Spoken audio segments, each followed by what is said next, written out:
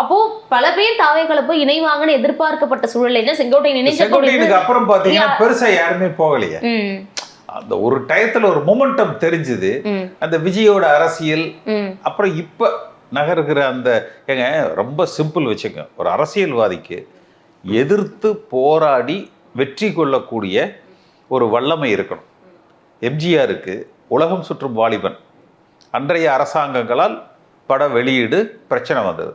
சொன்ன நேரத்தில், சொன்ன தேதியில், சொன்ன இடங்களில் அந்த படத்தை ரிலீஸ் பண்ணார். கட்சி ஆரம்பித்ததுக்கப்புறம் மதுரை முத்துன்னு சொல்லிட்டு படம் ரிலீஸ் ஆனால் நான் சேலை கட்டிக்குவேன்னு சொன்னார். படத்தை ரிலீஸ் பண்ணி ஓட்டிட்டு அவருக்கு சேலை அனுப்பிச்சி வச்சாங்க. ஆனால் ஜனநாயகனில் என்னாச்சு? சிங்கிள் ஜட்ஜு,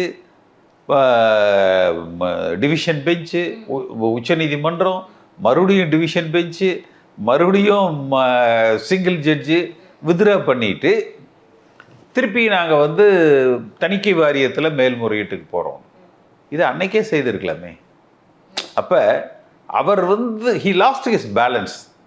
ஒரு பொது வாழ்க்கையில் ஒரு கணிப்புகள் இருக்கணும் இல்லையா? நம்ம சுற்றி நம்முடைய பலம் என்ன, நம்முடைய பலகீனம் என்ன, அதாவது தன் பலம், மாற்றான் பலம், இதெல்லாம் கணக்கில் கொண்டு ஒரு முடிவுக்கு வருகிற வல்லமை விஜய் இடத்துல இல்லை.